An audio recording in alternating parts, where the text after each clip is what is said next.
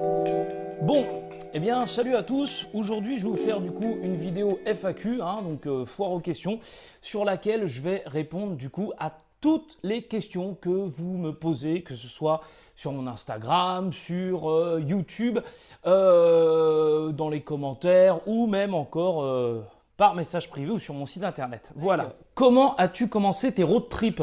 Eh bien, tout simplement, j'ai eu en fait un accident de moto sur laquelle on m'avait écrasé le pied entre la voiture et ma moto, et du coup je pouvais plus vraiment marcher. J'étais en fauteuil roulant pendant quelques temps. Alors bon, je savais qu'après ça allait s'arranger, etc. Et du coup, comme la moto était un peu cassée, etc., et que j'avais des béquilles par la suite, j'ai trouvé une occasion de ouf. J'ai préparé en fait un Honda PCX, et vu que j'avais rien d'autre à foutre que d'être devant le PC et de commander des pièces, et ben j'ai préparé un PCX. Et une fois qu'il était fini ce truc-là, eh bien j'ai commencé à faire des road trips en direction de la Normandie avec un 125 PCX. Donc peu là que j'ai découvert le camping, comment rouler en moto, la navigation, le GPS, etc. Par la suite, j'ai acheté un Honda Forza 300 avec lequel j'ai été jusqu'à Amsterdam quand même avec. Et puis par la suite, un T-Max jusqu'à en arriver du coup au XADV avec lequel j'ai commencé mon premier road trip. Pourquoi voyages-tu avec un XADV? Tout simplement parce que je trouve que vraiment pour moi, c'est vraiment la meilleure moto qui existe en termes de polyvalence. C'est-à-dire que c'est une machine que je peux utiliser aussi bien tous les jours, comme je peux partir en voyage avec, faire du off-road, faire de la route, faire de la longue route avec. Il y a une grande capacité d'emport, j'aime beaucoup la gueule qu'elle a. Et en plus ça, c'est une machine, mine de rien, qui favorise beaucoup les rencontres puisque les gens sont curieux. Et ensuite de ça, un autre facteur qui est très important, c'est que je ne suis pas très grand, je fais 1m70. Et du coup, ça me permet quand même d'avoir les pieds bien à plat par terre, sachant que celui-là quand même est rabaissé.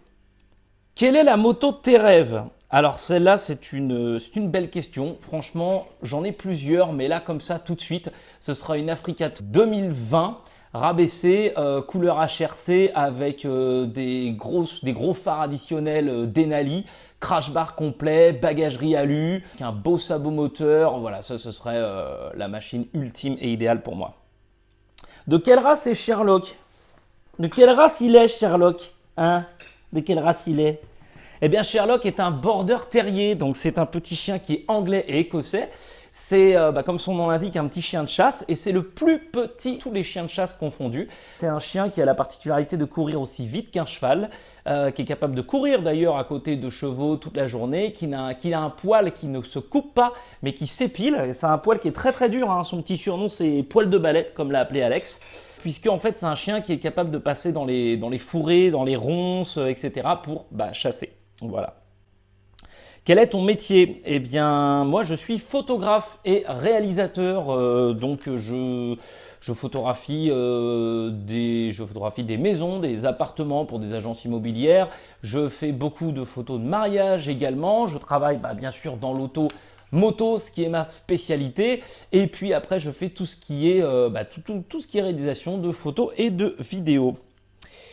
Prépares-tu tes itinéraires à l'avance? Bah oui, quand même, forcément, mais je ne vais pas marquer tous les points, etc., où je vais m'arrêter. C'est-à-dire que je fais un itinéraire, on va dire, d'un point A à un point B, je regarde ce qu'il y a d'intéressant sur mon tracé, et puis ensuite, au cours de discussions avec des gens, dans un bar, dans un truc comme ça, je vais aller visiter un peu tout ce que les gens me disent. Donc, je fais des détours assez impressionnants quand même, parfois.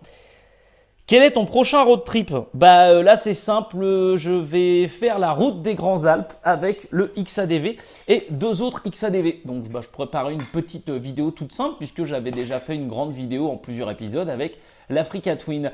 Quelle est la destination de tes rêves? Alors j'en ai deux, j'aimerais faire l'Iran. Ça serait un truc que j'aimerais beaucoup faire. Et le Cap Nord. Voilà, le Cap Nord, ça serait la destination rêvée. Après, c'est vrai que c'est une destination qui est quand même un peu coûteuse parce que les pays scandinaves, ils sont pas donnés. C'est un road trip que j'aimerais faire, je dirais, vers avril-mai pour pouvoir quand même avoir encore un peu beaucoup même de neige et profiter du paysage. Alors, si la tablette ne marche plus. Fais-tu tes montages tout seul? Alors oui, je fais mes montages tout seul, ce qui explique parfois les petites erreurs, les problème de son, etc. Commencé à les faire en fait avec Emric, que vous avez pu voir dans beaucoup de mes vidéos, qui a sa boîte de production qui s'appelle Takeoff et qui m'a grandement aidé pour les premiers montages. C'est lui d'ailleurs qui me les faisait. Merci beaucoup Emric d'ailleurs. Comment tu fais pour te filmer en road trip? Comment je fais? Disons que je mets les caméras un petit peu où je peux. J'ai principalement une caméra qui est sur le casque en fait. Et puis après, si on parle, comme on me dit, comment tu fais pour te filmer quand tu es en drone, machin, etc. Eh bien en fait, j'utilise le drone et je le mets sur le guidon aussi, ce qui fait que je pilote aussi bien la moto que le drone en même temps. Quel matériel utilises-tu? J'utilise beaucoup de choses. J'utilise un DJI Osmo Pocket, j'utilise un DJI Mavic R2 pour le drone, j'utilise aussi un Canon 7D Mark II, j'ai une GoPro Hero 5. Ça m'arrive aussi de faire des petits rushs avec une autre petite caméra Sony que j'ai. Principalement, voilà, c'est un peu tout le matériel que j'utilise. Quelle autre personne t'a inspiré? Principalement, la personne qui m'a le plus inspiré, c'est Tim Burke. Tim Burke est un Américain en fait qui a quitté son boulot, il a vendu sa bagnole, machin et tout. Il s'est acheté une 1200 GS BMW et le mec est parti en fait faire le tour du monde avec sa moto. Il a commencé à faire des photos toutes simples sur son Instagram. Vraiment, il a énormément évolué. Et du coup, c'est vrai que ce road tripper là m'a grandement inspiré. Et également, oui, les vidéos de Laurent Cochet aussi, que j'ai trouvé très belles et que je suivais depuis déjà ses débuts. Pourquoi être parti avec le chien? Ouais. Sherlock, viens ici. Ici. Non, j'ai dit là. Voilà. Alors pourquoi être parti avec le chien? Tout simplement parce que j'allais pas le laisser à quelqu'un, étant donné que déjà il avait que 4 mois et que c'était le moment qu'il s'habitue à moi, que je m'habitue à lui et tout. Et il faut dire que ma mère m'avait dit en fait quand j'ai commencé à vouloir avoir un chien, mais comment tu vas faire quand tu vas partir en road trip? Qui c'est qui va le garder? Je dis il part avec moi. Donc du coup j'ai dû trouver des solutions pour partir avec lui. T'as pas peur des fois? Si, quand même, quand je pars tout seul comme ça. Forcément, je fais toujours attention avec qui je parle, où est-ce que je dors, machin ou quoi. Ça m'est arrivé notamment en Albanie, en fait, de vouloir aller dormir dans un hôtel et au final de ne pas y dormir tout simplement parce que j'ai entendu des mecs en train de dire en gros, ouais, le français avec la moto là-bas, machin et tout. Donc, je n'étais pas rassuré, du coup, j'ai pas dormi là. Mon plus beau souvenir, ça a été quand je me suis retrouvé tout seul au milieu du Fouet-la-Passe, totalement enneigé. Il faisait gris ce jour-là, il faisait très froid, c'était magnifique. C'était le premier road trip, gros road trip que je faisais avec le XADV. Que je suis arrivé à l'île d'Elafonissos et que j'ai commencé à sortir le drone en fait et que j'ai vu cette mer incroyable. Ta destination préférée? Ma destination préférée, ça a été la Grèce. La Grèce, j'ai trouvé ça magnifique. Et l'Espagne aussi. J'ai adoré l'Espagne parce que c'était vraiment des paysages arides et tout. C'était pas si loin que ça au final de Paris. Et franchement, l'endroit était incroyable. La fois où tu as le plus galéré? La fois où j'ai le plus galéré, quand je me suis enlisé et sinon lorsque je suis resté bloqué 5 jours en Albanie, c'était pas du tout prévu. Et là franchement ouais j'en ai chié parce que j'ai dû faire un détour de quasiment plus de 700 km qui n'était pas prévu, rester 5 jours là-bas et ça c'était chaud. D'autant plus que j'étais pas assuré en plus sur ce road trip là en Albanie. C'est quoi le problème avec l'Albanie? Alors l'Albanie, non, il n'y a pas un réel problème. C'est une destination même que je conseille de faire. Le truc, c'est que voilà, l'assurance, certaines assurances ne vous assurent pas en Albanie, au Monténégro, en Russie et en Iran. Et du coup, j'étais pas assuré là-bas, donc c'était pas forcément évident. Et le problème, c'est qu'ils avaient fermé toutes les frontières, à l'exception d'une seule. Et du coup, pour passer en Grèce, c'était très compliqué.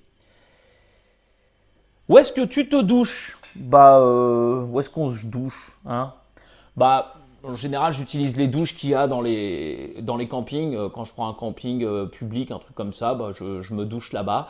Sinon, les Airbnb et tout. Et puis après, j'emmène souvent un paquet de lingettes et je fais une petite toilette vite fait. Puis-je voyager avec un 125? Bah ouais, franchement, bien sûr, je l'ai fait. Il y a des mecs, ils ont fait des road trips de ouf avec des Vespa. Il y a un gars, il a fait Rome, Vietnam en Vespa quand même. Ouais, t'as une nana aussi qui a fait je sais plus combien de pays aussi avec un petit Vespa. Donc oui, tu peux. Comment tu fais pour avoir des sponsors? Ça c'est une bonne question aussi. Alors il y a des sponsors, il y a des partenaires, il y a des gens aussi pour qui j'essaye du matériel.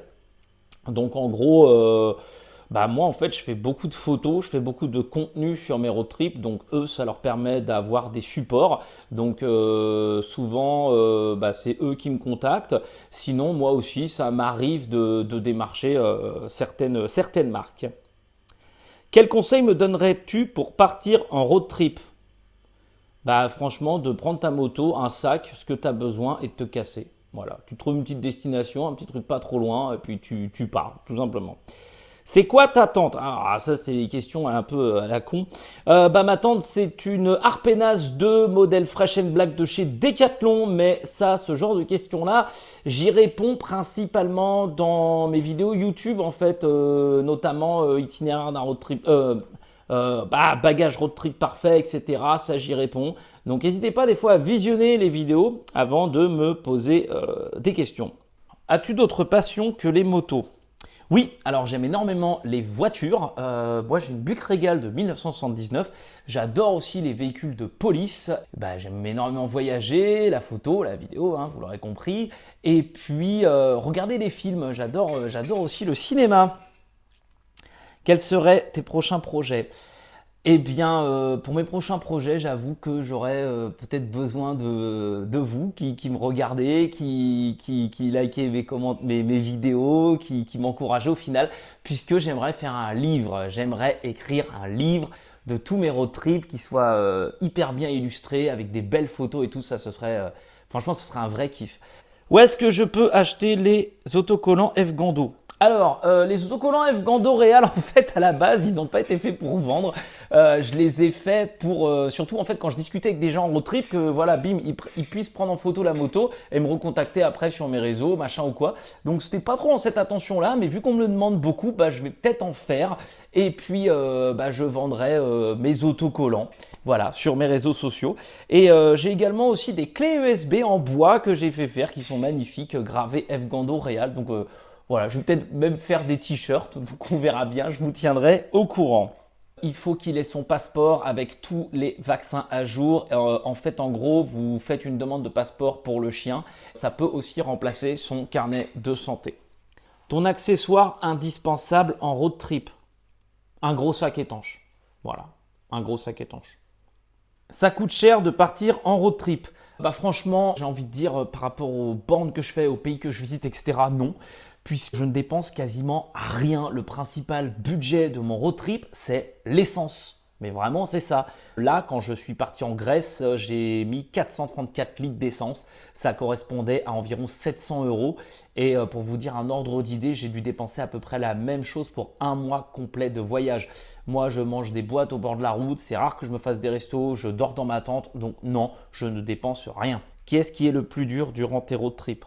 Franchement, là, le plus chiant, c'est de ranger le campement avant de partir. Parce que le faire, c'est déjà quelque chose, tu vois, de monter ta tente, machin et tout le bordel, te faire à bouffer, alors que tu viens de te taper 500 bandes dans la journée sous un cagnard, pas possible. Mais alors, ranger tout, après, le mettre sur la moto et te barrer, ça, c'est hyper relou. Comment tu fais pour recharger les batteries? Pareil, c'est un sujet que j'ai déjà abordé. Je recharge quasiment tout avec la moto, c'est-à-dire allume-cigare, prise USB type C à l'intérieur quand je roule, batterie externe, etc. Pour tout ce qui est prise de courant, quand je dors la nuit, je taxe la plupart du temps une prise. Voilà, et bien écoutez, j'espère qu'on a fait le tour de toutes vos questions. N'hésitez pas si vous en avez d'autres, je referai peut-être une autre vidéo foire aux questions. En tout cas, je vous remercie vraiment beaucoup de suivre mes vidéos, de commenter, de liker, de m'encourager, même de me faire des petites critiques, notamment pour le son sur mes vidéos. Ça m'a permis énormément d'avancer. Et puis en attendant, je vous laisse continuer de me suivre sur YouTube, hein, abonnez-vous, sur Instagram. Et puis n'oubliez pas aussi l'Instagram de Sherlock. Voilà, allez, bonne journée à tous et salut!